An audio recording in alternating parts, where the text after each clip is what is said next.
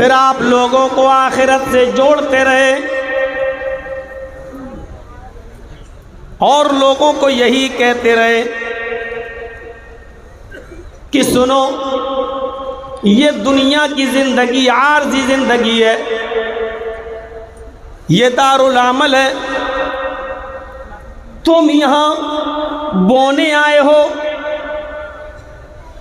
جو فصل تم یہاں تیار کر رہے ہو، جو بیج تم یہاں ڈال رہے ہو، اس کی فصل تم آخرت کے اندر کاٹو گے۔ پھر آپ نے لوگوں کو آخرت سے جوڑا، پھر جو بھی معاملہ ہو آپ نے لوگوں کو آخرت سے ایسا جوڑا، ایسا جوڑا، ایسا جوڑا کہ عثمان غنی رضی اللہ تعالیٰ عنہ جب ان کے سامنے جہنم کے عذاب کا ذکر کیا جاتا تو وہ بالکل نہیں روتے، لیکن جب کوئی قبر کے عذاب کا ذکر کرتا تو ان کے آنکھوں سے آنسو گرتے، اور اتنے گرتے اتنے گرتے اتنے گرتے ان کے آنکھوں سے آنسو کہ ان کے آنکھوں سے گرنے والے آنسوؤں سے ان کی داڑھی تر ہو جاتی۔ پوچھا گیا عثمان غنی جہنم کے عذاب سے نہیں ڈرتے ہو؟ جہنم کے عذاب کا ذکر ہوتا ہے تو نہیں روتے ہو، اور قبر کے عذاب کا ذکر ہوتا ہے تو روتے ہو، آخر ایسا کیوں؟ تو عثمان غنی کا جواب یہ تھا کہ یہ قبر جو ہے، ان القبر اول منزل من منازل الاخرہ، یہ قبر آخرت کی منزلوں میں سے پہلی منزل ہے، آخرت کے اسٹیپ میں سے پہلا اسٹیپ ہے۔ جو یہاں سے کامیاب ہو گیا وہ آخرت کی تمام منزلوں میں کامیاب ہو جائے گا، جو اس قبر کی پہلی منزل سے نجات پا گیا وہ آخرت کی ساری منزلوں میں نجات پا جائے گا، اور جو یہاں فیل ہو گیا، جو یہاں گر گیا، جو یہاں ناکام ہو گیا، جو قبر ہی میں پھنس گیا، وہ آخرت کی تمام منزلوں میں پھنستا چلا جائے گا۔ پھر آپ نے بھی لوگوں کو آخرت سے ڈرایا، اس کی فکر کرنے کی طرف لوگوں کو نمنترن دیا، دعوت دی۔ خود اللہ کے نبی صلی اللہ علیہ وسلم کا آخری وقت ہے، جہاں جہاں آخری کے سپرد ہونے والی ہے، آواز بند ہو چکی ہے، ہونٹ ہل رہے ہیں، حضرت عائشہ کان لگاتی ہیں تو آپ کی زبان سے یہ جملے نکل رہے تھے، اقیموا الصلاۃ اقیموا الصلاۃ وما ملکت ایمانکم، نماز پڑھتے رہنا اور اپنے ماتحتوں کا خیال رکھنا۔ حضرت فاطمہ اس حال میں آتی ہیں، روزانہ اپنے ابو کے چہرے کو، پیشانی کو بوسہ لیا کرتی تھی، لیکن آج ابو بستر سے اٹھنے کے لائق نہیں ہے، تو آتی ہیں اور اپنے ابو کی پریشانی دیکھتی ہیں، ان کی پیشانی کو چومتی ہیں۔ اس وقت اللہ کے رسول کی حالت یہ تھی، آپ کی حالت یہ تھی، بخاری پڑھیے، نبی اکرم کا حال یہ تھا کہ اللہ کے رسول پانی کے پیالے میں، پانی کے برتن میں اپنا ہاتھ ڈالتے تھے اور اس پانی کو اپنے جسم پر ملتے جاتے تھے، اس پانی کو اپنے جسم پر ملتے جاتے تھے، بار بار پانی میں ہاتھ ڈالتے اور اپنے جسم پر ملتے جا رہے ہیں اور کہتے جاتے ان للموت سکرات، ان للموت سکرات، ان للموت سکرات، موت کے لیے بڑی بے چینیاں ہیں، موت کے لیے بڑی پریشانیاں ہیں، موت کے لیے بڑی دشواریاں ہیں، موت آسانی سے نہیں آتی ہے، موت بڑی تکلیف سے آتی ہے، روح آسانی سے نہیں کھنچتی ہے، روح بڑی تکلیف کے ساتھ کھنچتی ہے، موت کے لیے بڑی آسانیاں ہیں، موت کے لیے بڑی پریشانیاں ہیں، موت کے لیے بڑی تکلیفیں ہیں۔ یہ اللہ کے نبی کی زبان سے جملے نکلتے جا رہے ہیں۔ پھر نظریں آسمان پر ٹکی اور ٹکی کی ٹکی رہ گئی، کھجور کے پتوں سے بنی ہوئی وہ چھت، جس چھت کے نیچے اللہ کے نبی رہتے تھے، یہ سیمنٹ کی چھتیں نہیں ہوا کرتی تھیں۔ اللہ کے نبی جس حجرے میں رہتے تھے اس حجرے کی چھت کھجور کے پتوں سے بنائی گئی تھی، کھجور کے پتے سے ایسی چھپا دیا گیا، بس سر چھپانے کے لیے۔ آپ کی آنکھیں کھلی تو کھلی کی کھلی رہ گئیں، اور آخری جملہ یہ نکلا اللہ کے نبی کا، اللہم بالرفیق الاعلیٰ، اللہم بالرفیق الاعلیٰ، اللہم بالرفیق الاعلیٰ، اے اللہ رفیق اعلیٰ میں، رفیق اعلیٰ میں نیک لوگوں میں اے اللہ میرا بھی شمار کر لے، اے اللہ اپنے نیک اور بزرگ بندوں میں میرا بھی شمار کر لے۔ اور یہ آخری جملہ نکلا، اور اس کے بعد اللہ کے نبی ہمیشہ کے لیے دنیا چھوڑ گئے، اللہ کو پیارے ہو گئے۔ لوگ آتے گئے دیکھتے گئے، آتے گئے دیکھتے گئے۔ حضرت انس فرماتے ہیں، منظر دیکھیے، حضرت انس فرماتے ہیں مکہ چھوڑ کر جب مدینہ آئے اللہ کے رسول، مکہ چھوڑ کر جب مدینہ آئے اللہ کے نبی، تو مدینے کے دن میں اس دن اتنی زیادہ خوشی تھی کہ اس سے زیادہ خوبصورت دن آج تک میں نے نہیں دیکھا۔ جب مکے سے مدینہ آئے تو جس دن مدینے میں اللہ کے نبی آئے اس سے زیادہ روشن دن میں نے آج تک نہیں دیکھا۔ اور جس دن اللہ کے رسول مدینہ چھوڑ کر آپ کا انتقال ہوا اور آپ اللہ کو پیارے ہوئے، جس دن یہ دنیا چھوڑ بیٹھے اس دن میں نے مدینے میں اس سے زیادہ اندھیرے والا دن کبھی نہیں دیکھا، اس سے زیادہ مایوس دن میں نے کبھی نہیں دیکھا۔ نبی آئے تو اس سے اچھا دن ہم نے کبھی نہیں دیکھا، نبی اس دنیا سے گئے تو اس سے زیادہ برا دن ہم نے کبھی نہیں دیکھا۔ جب اللہ کے نبی مکے سے مدینے آئے تو خوشیوں کا حال یہ تھا، جب مدینے کے دروازے میں داخل ہوئے، مدینے کی باؤنڈری میں داخل ہوئے تو 5 اور 6 سال کی چھوٹی چھوٹی بچیاں دف بجا رہی تھیں، ڈھول بجا رہی تھیں اور یہ گیت گا رہی تھیں، طلع البدر علینا من ثنیات الوداع۔ یہ گیت گا رہی تھی مدینے کی وہ چھوٹی چھوٹی 5 6 سال کی بچیاں۔ جس دن نبی مدینے میں آئے اس دن مدینے کی چھوٹی چھوٹی بچیاں یہ گیت گا رہی تھیں، طلع البدر علینا من ثنیات الوداع وجب الشکر علینا ما دعا للہ داعی۔ آج تو فاران کی چوٹیوں سے 14ویں رات کا چاند طلوع ہوا ہے، آج تو 14ویں رات کا چاند، آج تو یہ سورج جو طلوع ہوا ہے وہ ہمارے شہر میں آیا ہے، آج تو سورج اتر کر مدینے میں آ گیا ہے۔ طلع البدر علینا من ثنیات الوداع، 14ویں رات کا چاند آج ہمارے مدینے میں نکل آیا۔ وجب الشکر علینا ما دعا للہ داعی، اس پر ہم اللہ کا جتنا بھی شکر ادا کریں وہ کم ہے۔ یہ خوشی کا عالم تھا، خوشی کا کہ چھوٹی چھوٹی بچیاں گیت گا رہی تھیں۔ لیکن جس دن نبی اکرم اس دنیا سے رخصت ہوئے، جس دن اللہ کے نبی اس دنیا سے رخصت ہوئے، اس دن کا حال یہ تھا کہ حضرت عمر فاروق نے تلوار نکال لی اور یہ کہا اگر کسی نے یہ کہہ دیا کہ اللہ کے رسول کا انتقال ہو گیا تو میں اس کی گردن اڑا دوں گا۔ اللہ کے نبی کبھی نہیں مر سکتے ہیں، جیسے موسیٰ علیہ السلام اللہ سے ملنے گئے تھے ایسی اللہ کے نبی بھی اللہ سے ملنے گئے ہیں، وہ ضرور لوٹ کر واپس آئیں گے۔ ابو بکر صدیق نے ان کو سمجھایا، ان کے ہاتھ سے تلوار چھینی اور ان کو قرآن کا پیغام سنایا، اے عمر ہوش میں آؤ، جو موت نبی کی اوپر آنے کی وہ آ چکی ہے، اللہ تعالیٰ میرے نبی کو ڈبل موت نہیں دے گا، 2 موتیں نہیں دے گا، نہیں۔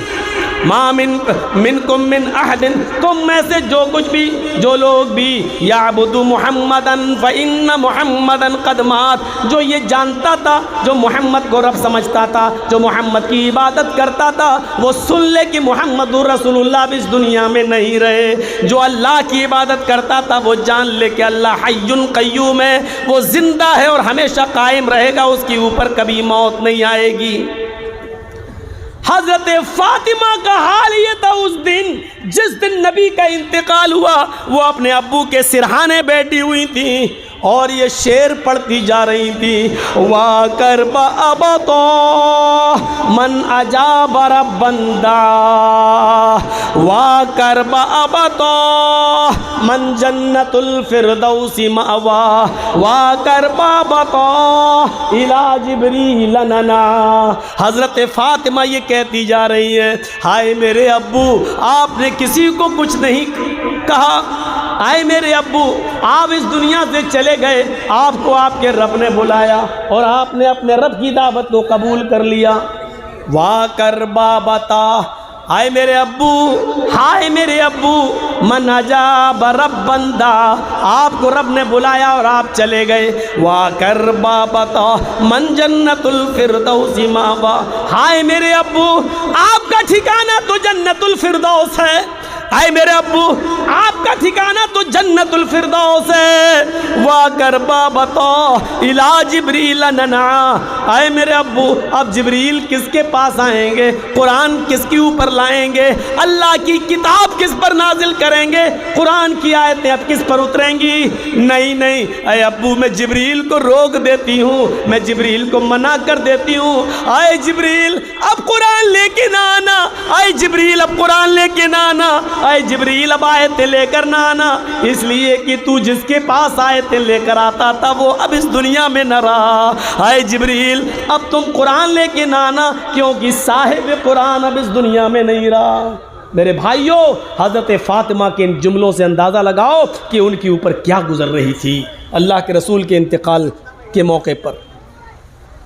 یہاں بڑا آسان ہے 12 ربیع الاول کو جشن منا لینا، بڑا آسان ہے 12 ربیع الاول کو عید میلاد النبی کا جلوس نکال لینا، بڑا آسان ہے 12 ربیع الاول کو نبی کے نام پر کیک بنا کر کاٹ لینا، بڑا آسان ہے 12 ربیع الاول کے نام پر ڈی جے اور گانے بجوا لینا، لیکن 12 ربیع الاول کو میرے بھائیو حضرت فاطمہ کا حال یہ ہے جو کہہ رہی ہیں کہ ابو آپ کو آپ کے رب نے بلایا اور آپ چلے گئے، آئے میرے ابو اب میں جبریل کو منع کرتی ہوں کہ وہ قرآن لے کر نہیں آئے گا۔ یہ 12 ربیع الاول کا حال ہے۔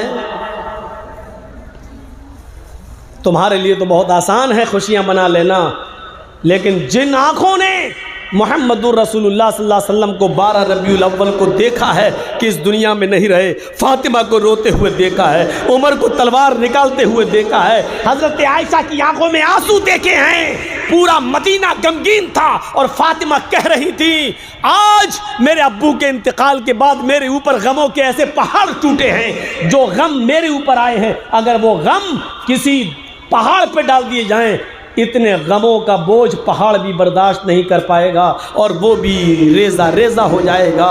جو غم میرے اوپر آئے ہیں اگر ان غموں کو ہم کسی دن کے اوپر ڈال دیں تو دن بھی رات میں بدل جائے گا۔ یہ حضرت فاطمہ رضی اللہ تعالی عنہ کہہ رہی ہیں اتنے غم میرے اوپر ٹوٹے، 12 ربیع الاول کو تمہارے کلیجے کیسے خوشیاں منانے پر مجبور ہو جاتے ہیں، تمہارے دل یہ کیسے گوارا کر لیتے ہیں کہ 12 ربیع الاول کو حضرت فاطمہ کے آنسو تمہیں نہیں دکھائی دیتے ہیں، 12 ربیع الاول کو حضرت عمر فاروق کے ہاتھ کی تلوار تمہیں نہیں دکھائی دیتی ہے، 12 ربیع الاول کو میرے بھائیوں حضرت عائشہ کی آنکھوں میں آنسو تمہیں نہیں دکھائی دیتے ہیں اور تم ڈی جے بجا کر جشن منا لیتے ہو۔ تمہاری عزت تمہارا احترام یہ کیسے گوارا کر لیتا ہے، تمہارے کلیجے اور تمہارے دل اس کو کیسے برداشت کر لیتے ہیں۔ یہیں سے تو شک ہوتا ہے کہ تمہیں رسول کے انتقال والے دن جشن مناتے ہو، تمہیں رسول کے انتقال کی خوشی ہے یا آپ کی پیدائش کا جشن ہے۔ یہیں سے ہم سوچنے پر مجبور ہو جاتے ہیں کہ تمہارے دلوں میں ہے کیا۔ تقریباً 32 گھنٹے تک، یہ موجودہ دور کے حساب سے بتلا رہا ہوں، کہیں یہ مت کہنا اس زمانے میں گھڑی نہیں چلتی تھی تو آپ نے گھنٹے کیسے بتا دیے۔ تقریباً 32 گھنٹے تک اللہ کے رسول صلی اللہ علیہ وسلم کو دفنایا نہیں گیا، آپ حجرہ عائشہ ہی میں رہے، لوگ آتے گئے دیکھتے گئے، آتے گئے دیکھتے گئے، آتے گئے دیکھتے گئے، کسی کو یقین نہیں تھا یہ کیا ہو گیا ہے۔ کچھ لوگ رات میں پہنچتے ہیں، بہت دور کے رہنے والے دروازے کو دستک دیتے ہیں، اما عائشہ نے دروازہ کھولا، امی عائشہ جی سنا ہے اللہ کے نبی کا انتقال ہو گیا ہے؟ ہاں صحیح سنا ہے، میں نبی کا چہرہ دیکھنا چاہتا ہوں، ہم لوگ بہت دور سے آئے ہیں، بہت دیر میں خبر ملی ہے، رات کا اندھیرا ہے، صبح اللہ کے نبی کو دفنا دیا جائے گا، میں چاہتا ہوں کہ محمد رسول اللہ کا ایک بار دیدار کر لوں، آپ کا چہرہ دیکھ لوں۔ حضرت عائشہ نے حجرے میں آنے کی اجازت دی، چادر کھینچی، کہا دیکھ لو اپنے نبی کا چہرہ۔ باہر سے آنے والے لوگوں نے اس چہرے کو دیکھا، کہنے لگے امی عائشہ رات کے اندھیرے کی وجہ سے چہرہ دکھائی نہیں دے رہا ہے، اگر تھوڑی سی روشنی ہو جائے، چراغ جلا دیا جائے تاکہ میں نبی اکرم کے چہرے کو صحیح سے دیکھ سکوں۔ حضرت عائشہ کے آنکھوں میں آنسو آ گئے۔ باہر سے آنے والے صحابیوں نے کہا امی عائشہ ہم آپ کو رلانا نہیں چاہتے تھے، ہم نے تو صرف چراغ جلانے کی بات کہی ہے۔ حضرت عائشہ کہتی ہیں او محمد کے چاہنے والوں، او محمد رسول اللہ سے محبت کرنے والوں، میرے گھر کا اتنا امتحان نہ لو، میرے گھر کی اتنی انسلٹ نہ کرو۔ صحابہ کہتے ہیں کہ اس میں انسلٹ کی کون سی بات ہے، امتحان کی کون سی بات ہے، ہم نے چہرہ دیکھنا ہے اور آپ چراغ جلا کے لے آئیے۔ حضرت عائشہ کہتی ہیں اے محمد کے ساتھیو، تم چراغ جلانے کی بات کرتے ہو، تمہارے نبی نے، تمہارے سردار نے، تمہارے سید نے، تمہارے امام نے، امام کائنات نے، محمد رسول اللہ نے، تمہارے نبی نے ہمارے گھر میں اتنا تیل بھی تو نہیں چھوڑا ہے کہ میں چراغ جلا کر تمہیں جناب محمد رسول اللہ کا چہرہ دکھا سکوں۔ پوری زندگی پھر اسی آخرت کی فکر آپ کو رہی، یہاں تک کہ انتقال کے بعد بھی آپ نے اپنے گھر میں اتنا تیل نہیں چھوڑا تھا کہ چراغ بھی جل سکے۔ تب حضرت عائشہ پڑوس میں جاتی ہیں اور پڑوس کی عورت سے کہتی ہے کہ اے میری پڑوسن تھوڑا سا تیل ادھار دے دے، میرے پاس جب انتظام ہو جائے گا تو میں تجھے دے دوں گی۔ وہ پڑوس میں جاتی ہیں اور تیل لاتی ہیں، پھر چراغ جلاتی ہیں اور لوگوں کو، آنے والوں کو نبی کا چہرہ دکھاتی ہیں۔ پھر اس طریقے سے بتایا کہ دیکھو پوری دنیا کو روشن کرنے والا سورج اپنے گھر سے جب گیا تو چراغ جلانے کے لیے تیل بھی نہیں تھا۔ یہی وہ نبی جو 3 دن پہلے انتقال سے تکیے کے نیچے ہاتھ ڈالتے ہیں تو 3-4 درہم مل جاتے ہیں۔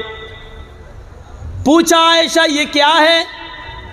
کہا آپ کی طبیعت زیادہ خراب ہے، پتہ نہیں آپ کو اگر کچھ ہو گیا تو یہ آپ کے کام آ جائے گی۔ فرمایا عائشہ ان 3 درہموں پر اتنا بھروسہ کرتی ہو، جو سب کچھ دینے والی ذات ہے اس کی اوپر تمہیں کچھ بھی بھروسہ نہیں ہے؟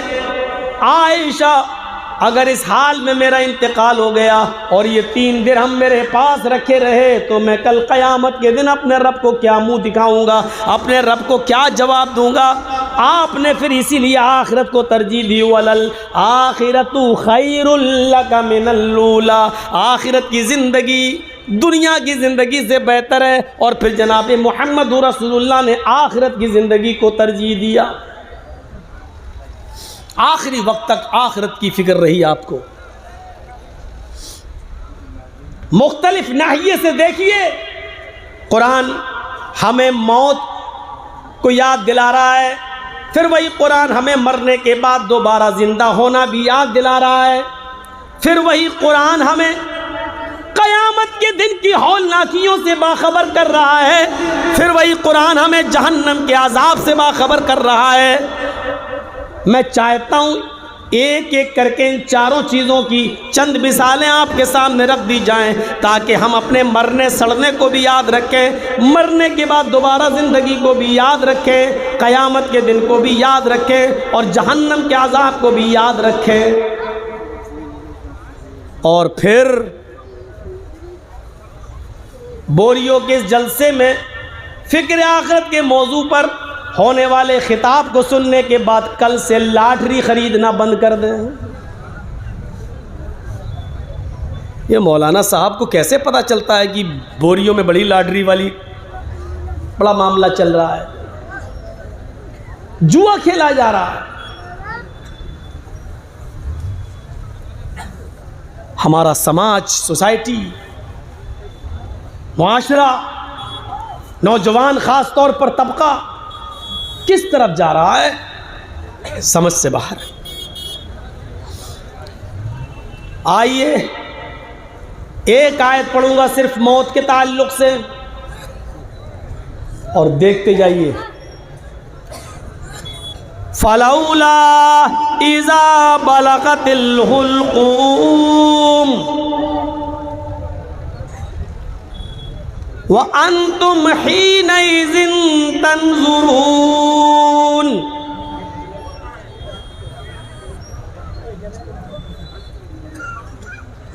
وَنَحْنُ أَقْرَبُ إِلَيْهِ مِنْكُمْ وَلَكِنْ لَا تُبْصِرُونَ۔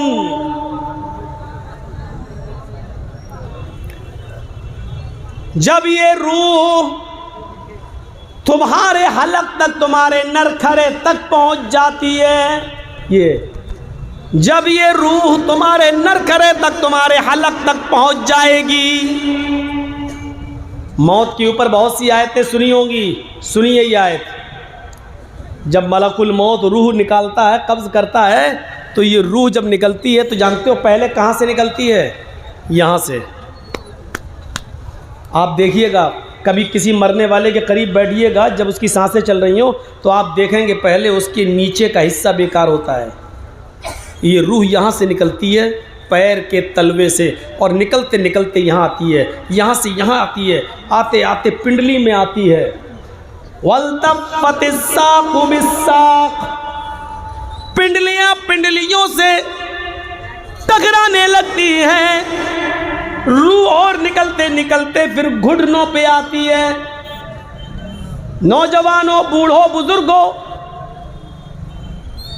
علماء بھی، جلسہ کمیٹی کے ممبران بھی، مدرسے کی کمیٹی کے ذمہ داران بھی، ہم مولوی بھی، سب اس میں شامل ہیں، اور ایک دن ہمیں اور آپ کو سب کو اس راستے سے گزرنا پڑے گا۔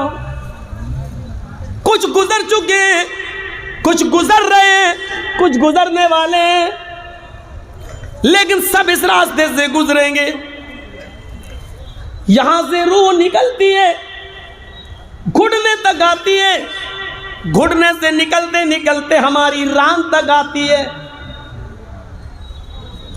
گھٹنے سے نیچے کا حصہ بیکار کمر تک پہنچتی ہے، کمر سے نیچے کا حصہ کام کرنا بند کر دیتا ہے، نکلتے نکلتے سینے تک آ جاتی ہے، سینے سے نیچے کا حصہ کام کرنا بند کر دیتا ہے، پھر یہ روح نکلتے نکلتے حلق تک آ جاتی ہے۔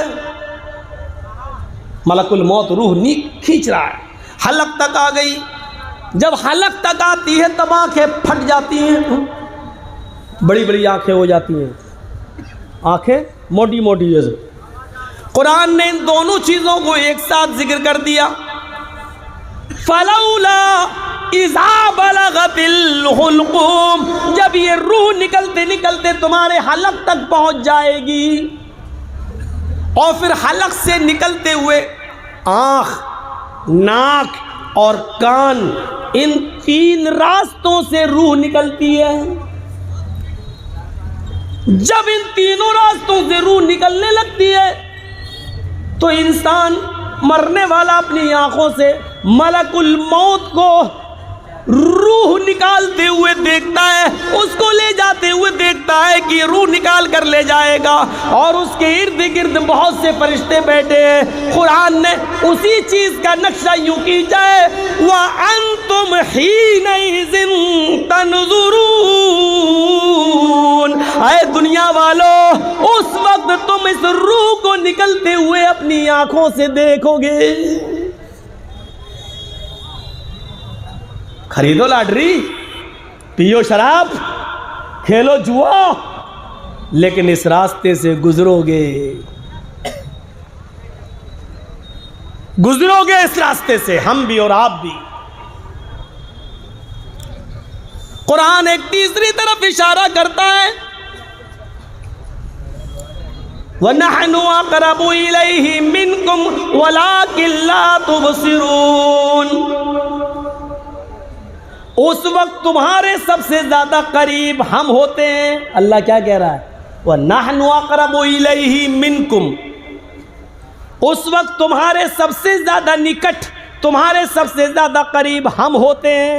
وَلَٰكِن لَّا تُبْصِرُونَ. لیکن تمہاری آنکھیں مجھے نہیں دیکھ پاتی ہیں، تم مجھے نہیں محسوس کر پاتے ہو، تم مجھے وہاں نہیں دیکھ پاتے ہو، تم مجھے نہیں دیکھ رہے ہوتے ہو. تمہارے باپ بیٹھے ہیں، ماں بیٹھی ہے، بھائی بیٹھے ہیں، بہن بیٹھی، سب، لیکن وہ تمہارے اتنے قریب نہیں ہیں جتنے قریب ہم ہیں. ان سے بھی زیادہ قریب اللہ کہہ رہا ہم ہوتے ہیں تمہارے، لیکن تمہاری آنکھوں میں اتنی طاقت نہیں ہے کہ تم ہمیں دیکھ سکو. فَلَوْلَا إِن كُنتُمْ غَيْرَ مَدِينِينَ تَرْجِعُونَهَا إِن كُنتُمْ صَادِقِينَ. اگر تم کسی کے زیر مملکت نہ ہو، اگر تم کسی کے زیر نگراں نہیں ہو، اگر تمہارے اوپر کوئی سپر پاور حکومت نہیں ہے، اگر تم ہی سب سے بلند ہو، تم ہی سب سے زیادہ طاقتور ہو، تم ہی سب سے زیادہ مضبوط ہو، اور تمہارے اوپر اگر کسی کی حکومت نہیں چل رہی ہے، کسی کا کنٹرول تمہارے اوپر نہیں ہے، ترجعونہا، تو ملک الموت جو روح نکال رہا ہے اس سے وہ روح واپس لے کر اپنے اندر واپس کر کے دکھاؤ. اگر تمہارے اوپر کسی کی حکومت نہیں ہے اور تم پاورفل ہو تو اپنے اندر اس روح کو لے کر واپس دکھاؤ نا. ملک الموت سے وہ روح چھین لو نا، مارو مکہ اور لے لو اپنے اندر.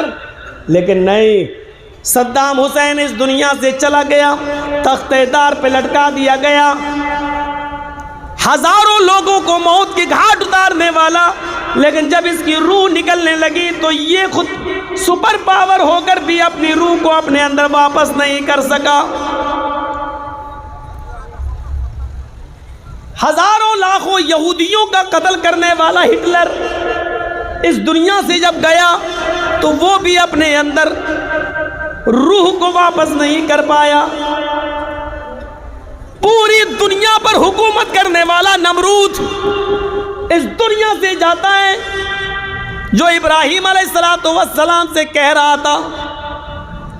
ابراہیم علیہ السلام نے کہا میرا رب وہ ہے جو سورج کو پورب سے، جو میرا رب وہ ہے جو زندہ اور جو جس کو چاہتا ہے زندگی دیتا ہے، جس کو چاہتا موت دیتا ہے. میرا رب وہ ہے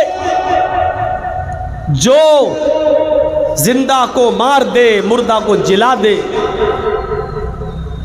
تو نمرود نے کیا کہا تھا؟ ارے یہ تو میں بھی کر سکتا ہوں. یعنی اپنے آپ کو سپر پاور بنانے کے لیے کیا، اے ابراہیم یہ تو کام میں بھی کر سکتا ہوں.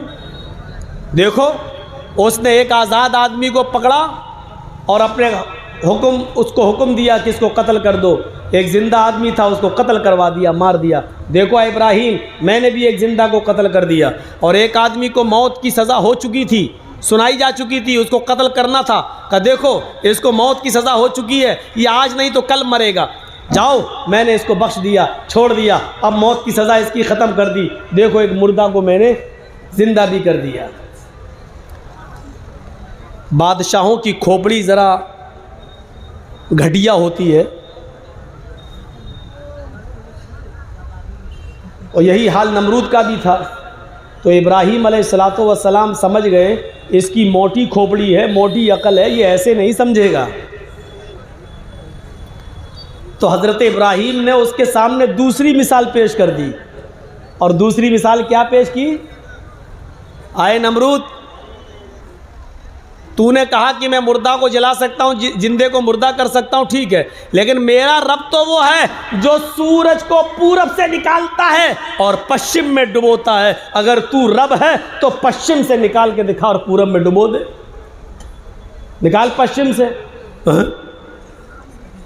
رہ گیا ہکا بکا. سوال کرنے والا آدمی ہونا چاہیے نا. بڑے سے بڑے بادشاہوں کا بھی دماغ گھوم جائے گا، کیونکہ حکمرانوں کی کھوپڑیاں تھوڑی موٹی ہوتی ہیں، وہ دولت کے نشے میں نہ سوال سمجھ پاتے ہیں، نہ ان کے پاس صحیح جواب آتا ہے. اور ان لوگوں کی بھی کھوپڑیاں خراب ہو جاتی ہیں جو حکمرانوں کی دولت پر دشپرچار کرتے ہیں اور الٹا سیدھا پرچار کرتے ہیں. ان کو بھی صرف حکمرانوں کی طرف سے ڈالی ہوئی ہڈیاں دکھائی دیتی ہیں، بس اس کا ٹیسٹ آنا چاہیے اور کچھ نہیں. تو میرے بھائیوں، وہ نمرود جس نے پوری دنیا پر حکومت کی، اللہ کہتا ہے کہ اگر تمہارے اوپر کسی سپر پاور کی حکومت نہیں ہے، اگر تمہارے اوپر کوئی طاقت کام نہیں کر رہی ہے تو پھر تم خود طاقتور ہو، اور جب تم خود طاقتور ہو تو ملک الموت سے وہ روح چھین کر اپنے اندر واپس کیوں نہیں لے لیتے؟ اگر تم سچے ہو تو. قرآن کی آیت بتا رہی ہے کہ ہر ایک انسان کو اس دنیا سے جانا ہے، ہر ایک کو گزرنا ہے، اور جس کی بھی روح نکلے گی وہ اپنی آنکھیں پھاڑے گا، اور جب آنکھیں پھٹیں گی تو ہر مرنے والا اپنی آنکھوں کے سامنے دیکھے گا، اپنی اس دنیا میں دیکھ لے گا کہ میری روح نکل رہی ہے اور ملک الموت میری روح کھینچ چکا ہے اور یہ میری روح کو لے کر جائے گا. جب ملک الموت روح کھینچ رہا ہوتا ہے تو مرنے والا آنکھیں پھاڑ کر ملک الموت کو روح کھینچتے ہوئے اپنی آنکھوں سے دیکھ رہا ہوتا ہے. یہ ہے موت کا ایک منظر جو ہر کسی کو مرنا ہے، جانا اس دنیا سے. کل نفس ذائقۃ الموت وانما توفون اجورکم یوم القیامہ. ہر نفس کو موت کا مزہ چکھنا ہے، اور دنیا میں تم نے جو کچھ بھی عمل کی ہے اس کو تم اپنی آنکھوں سے دیکھ لو گے. قیامت کے دن تمہیں اس کا پورا کا پورا بدلہ دیا جائے گا، پورا کا پورا جزا و سزا اجر پورا کا پورا دیا جائے گا. اللہ کے نبی صلی اللہ علیہ وسلم کو بھی حکم ہوا اور اللہ کے نبی نے دنیا والوں کو حکم دیا، قل ان الموت الذی تفرون منہ فانہ ملاقیکم. اے نبی کہہ دو، اعلان کر دو کہ جس موت سے تم بھاگ رہے ہو، جس موت سے تم بھاگ رہے ہو، وہ موت تو تم سے ملاقات کر کے رہے گی، وہ موت تو تمہیں پکڑ کر رہے گی. موت ہر حال میں آئے گی، ملاقات کرے گی. اللہ نے کیا کہا؟ ملاقات کرے گی. ملاقات جانتے ہو کس کو کہتے ہیں؟ السلام علیکم مولانا صاحب. وعلیکم السلام. جی، آپ نے مجھ سے ہاتھ ملایا، میں نے آپ سے ہاتھ ملایا، آپ نے میری آنکھوں میں آنکھیں ڈالی، میں نے آپ کی آنکھوں میں آنکھیں، آپ نے میری آنکھوں میں آنکھیں ڈالی. یہ ہے ملاقات.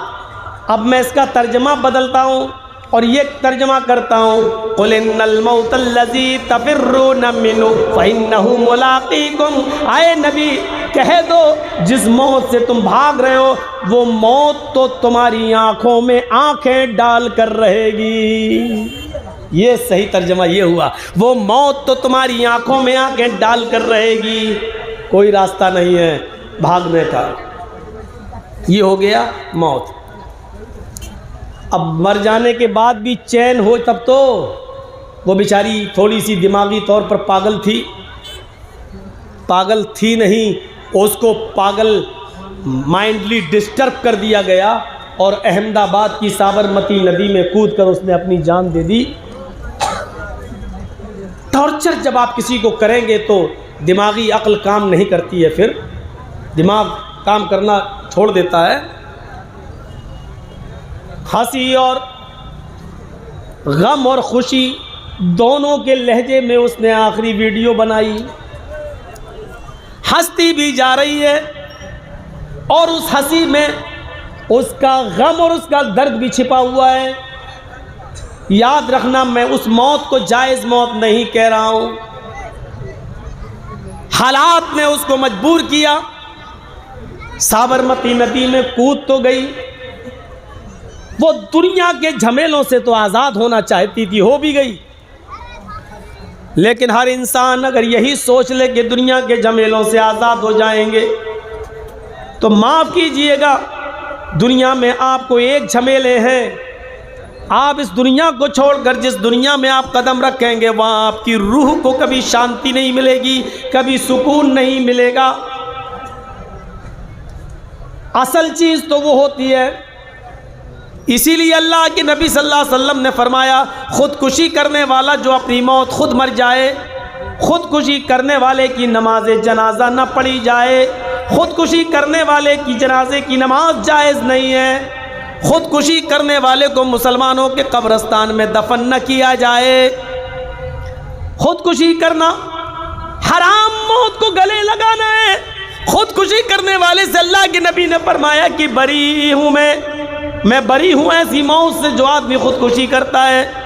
خودکشی کرنے والے کی نہ تو نماز جنازہ جائز ہے، خودکشی کرنے والے کی نہ تو مسلمانوں کے قبرستان میں اس کو دفن کرنے کی اجازت ہے۔ لیکن پتہ نہیں لوگ اتنی بڑی ہمت کیسے کر جاتے ہیں۔ خودکشی کرنے والا مجرم ہے، لیکن خودکشی کرنے پر مجبور کر دینے والا بھی کم بڑا مجرم نہیں ہے۔ اس لیے حالات ایسے مت بنائیے۔ اگر لڑکیاں جہیز کی وجہ سے خودکشی کر رہی ہیں تو یہ سماج کی ذمہ داری ہے کہ جہیز کو معاشرے سے ختم کروایا جائے، اور سماج میں یہ میٹنگیں رکھی جائیں، کمیٹی بنائی جائے، جہیز دینے والے کے خلاف بھی ایکشن لیا جائے، جہیز لینے والے کے خلاف بھی ایکشن لیا جائے، جہیز لینے والے کو کم مجرم سمجھا جائے اور دینے والے کو اس سے بڑا مجرم قرار دیا جائے۔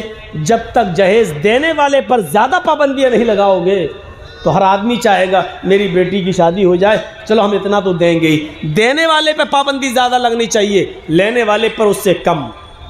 لینے والے کا 1 سال کا بائیکاٹ کیا جائے تو جہیز دینے والے کا 3 سال کا بائیکاٹ کیا جائے۔ بلکہ جو جہیز دیتا ہے اس کے خلاف یہ پاس کر لیا جائے کہ اس کی بیٹیوں سے کوئی شادی نہیں کرے گا، اس کو شادیوں میں نہیں بلایا جائے گا، اس کی موت اور خوشی میں ہم شریک نہیں ہوں گے، پورا سماج اس پر ایکشن لے۔ اگر خودکشی اس وجہ سے ہو رہی ہے تو یہ سماج میں طے ہونا چاہیے۔ مدرسوں کی اور مسجدوں کی کمیٹیاں بن جاتی ہیں، ان غریب لڑکیوں کی شادی کے لیے کوئی کمیٹی کیوں نہیں بنتی؟ ان کے لیے سماج کیا سوچتا ہے؟ سماج کے پاس کیا دستور ہے؟ سماج کے پاس کیا لاہ عمل ہے؟ یہ سوچنا چاہیے۔ موت اور موت کے بعد کی اب دوبارہ زندگی۔ دیکھیے انسان دوبارہ زندہ ہوگا، مرنے کے بعد چین و سکون نہیں ہے۔ اگر مرنے کے بعد کوئی آدمی ہمیشہ کے لیے مر جائے، کبھی دوبارہ زندگی نہ ملے تو یہ بہت اچھا ہے، سمجھ لو کہ وہ بچ گیا، لیکن ایسا ہے نہیں۔ وَلَقَدْ خَلَقْنَا الْإِنسَانَ مِنْ صُلَالَةٍ مِّن طِينٍ ثُمَّ جَعَلْنَاهُ نُطْفَةً فِي قَرَارٍ مَّكِينٍ ثُمَّ خَلَقْنَا النُّطْفَةَ عَلَقَةً فَخَلَقْنَا الْعَلَقَةَ مُضْغَةً فَخَلَقْنَا الْمُضْغَةَ عِظَامًا فَكَسَوْنَا الْعِظَامَ لَحْمًا ثم انشأناه خلقا آخر فتبارك الله احسن الخالقین۔ اور ہم نے انسان کو مٹی کے ایسنس سے، مٹی کے خلاصے سے، مٹی کے گلوست سے پیدا کیا۔ اللہ تعالیٰ نے دنیا بھر کی سے مٹی کو جمع کر کے اس کے نچوڑ، اس کے عرق، اس کے ایسنس سے انسانوں کو پیدا کیا۔ ثم فجعلناہ نطفۃ فی قرار مکین۔ وہ نطفہ جو رحم مادر میں جاتا ہے، جو ایک عورت کے رحم تک پہنچایا جاتا ہے، اللہ کہتا فجعلناہ نطفۃ فی قرار مکین، ہم نے اس کو ایک مضبوط ٹھکانے پر پہنچا دیا۔ آپ دیکھ رہے ہیں ماں اور باپ کا کام کتنا ہے، ہسبینڈ اور وائف کا کام کتنا ہے۔ شوہر اپنی بیوی سے ملا، دونوں نے جمع کیا، ہم بستری کی، اور پانی کا وہ قطرہ، منی کی وہ بوند رحم مادر تک پہنچ گئی، رحم تک پہنچ گئی، بس ان دونوں کا کام ختم۔ اب سارا کام اللہ رب العالمین۔ اب غور کرو، پانی کا وہ ایک قطرہ اللہ کہہ رہا ہم نے مضبوط ٹھکانے پہنچا دیا۔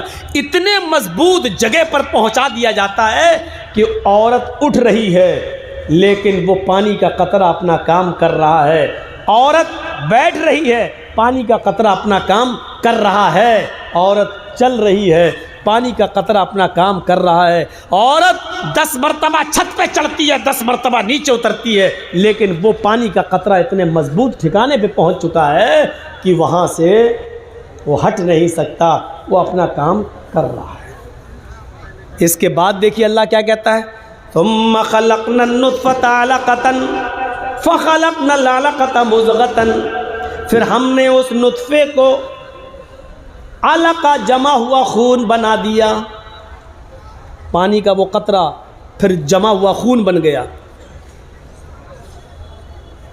ثم خلقنا النطفة علقة فخلقنا العلقة مضغة، پھر اس جمے ہوئے خون کو گوشت کا لوتھڑا بنا دیا۔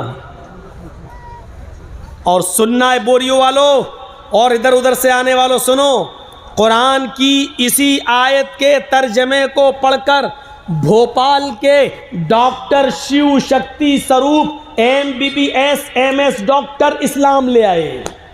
قرآن کی اسی آیت کے ترجمے کو پڑھ کر ہم تو رمضان میں کہ مہینے میں اپنے امام اور حافظ کے پیچھے تراویح میں پورا قرآن سن لیتے ہیں، لیکن لاٹری نہیں چھوڑ پا رہے ہیں، شراب نہیں چھوڑ پا رہے ہیں۔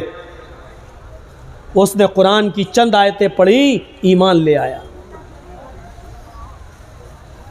اس کی بیوی بھی ایمان لے آئی، اس کی بیٹی بھی ایمان لے آئی۔ ہماری عورتیں کیا پردہ کریں گی اور ہماری لڑکیاں کیا پردہ کریں گی؟ ابھی چلے جائیے، اب تو خیر بیٹھ گئی ہوں گی، ہماری تقریر شروع ہو گئی، اس سے پہلے آپ دیکھ لیتے سڑکوں پر کیا منظر تھا۔ جلسے میں تھوڑی آئی تھی، ایسا لگ رہا تھا جیسے شادی میں جا رہی ہوں، کوئی ساڑی پہن کے، کوئی اوپر اٹھا کے ایسے چل رہی، اونچی ایڑی کی چپل پہن کے ایسے چل رہی، ایسا لگ رہا ہے جیسے یہ اپنی بہن کی شادی میں آئی ہوں۔ جلسے میں تھوڑی، ہماری بہنیں، ہماری بیٹیاں کیا پردہ کریں گی؟ اسلام لانے کے بعد ڈاکٹر شیو شکتی سروپ، جس کا آج نام اسلام الحق ہو گیا ہے اور ان کی بیوی کا نام خدیجہ ہو گیا ہے سرسوتی سے، اور ان کی بیٹی پوجا سے آج عائشہ ہو گیا ہے اس کا نام۔ آج عائشہ پڑھنے جاتی ہے، MBBS کر رہی ہے، وہ بھی ڈاکٹری پڑھ رہی ہے، اور جس یونیورسٹی میں پڑھتی ہے، معاف کیجیے گا، اس یونیورسٹی میں نقاب لگا کے جاتی ہے، چہرہ چھپا کے جاتی ہے، آنکھ صرف کھلی ہوتی ہے، ہاتھ میں گلیوز پہنتی ہے، پیروں میں ہاتھ میں گلیوز اور پیروں میں ساکس پہن کے جاتی ہے۔ یہ ایک غیر مسلم ڈاکٹر کی دنیا جب بدلتی ہے تو اس طریقے سے بدلی۔ ہماری بیٹیاں ڈاکٹری بھی نہیں پڑھتی ہیں، لیکن پھر بھی دینی جلسوں میں بھی آ رہی ہیں تو ننگا ناچ ناچتے ہوئے آ رہی ہیں، فیشن پرست بن کے آ رہی ہیں، لپسٹک، کریم اور پاؤڈر، سرخی اور سارے میک اپ کر کے آ رہی ہیں، اور ہماری بیٹیاں آ رہی ہیں۔ اور یہ جلسے میں سننے والے آپ جو قیامت اور فکر آخرت کے موضوع پر تقریریں سن رہے ہیں، اتنی ہمت نہیں کہ اپنی لڑکیوں کو کہہ سکیں کہ جلسے میں جا رہی ہو پردے کے ساتھ جانا، اور جلسے میں جہاں لیڈیز بیٹھی ہوں وہاں بیٹھنا، تمہیں بازاروں میں گھوم کر جلیبی اور چوڑیاں خریدنے کی ضرورت نہیں ہے۔ ہم اتنے پاورفل نہیں ہیں کہ ہم اپنی بیٹیوں پر اپنی حکومت چلا سکیں۔ سننا پڑے گا، جلسے اسی لیے ہوتے ہیں تاکہ اصلاح ہو۔ بات کڑوی ضرور ہے، لیکن کبھی کبھی کڑوی دوا کھانا پڑتی ہے اگر صحیح ہونا ہے تو۔ ارے کڑوی دوا ہی نہیں، آپریشن بھی کرانا پڑتا ہے اگر زندہ رہنا ہے تو۔ اور اس معاملے میں صرف بوریو ہی نہیں، معاف کیجیے گا، یہ مت سوچیے گا کہ صرف بوریو والوں کو کہہ رہا ہوں، یہ ہر جگہ کا ایک مزاج بن چکا ہے۔ اب کل جو میرا جلسہ ہونے والا ہے پاکڑ کے علاقے میں، کیا ہے وہ نارائن کھور یا کون سی جگہ ہے وہ کیا بولتے، کالکا پور وغیرہ، وہاں ادھر بھی دیکھیے گا یہی حال ہوگا۔ خاص طور پہ جھارکھنڈ اور بنگال کے اندر تو میلہ لگ جاتا ہے، جلسوں میں میلہ۔ ابھی پچھلے مہینے میں گیا تھا آندھرا پردیش، نظام آباد سائڈ میں، حیدرآباد کی طرف، دیکھیے کتنے سکون کے ساتھ جلسے ہوتے ہیں۔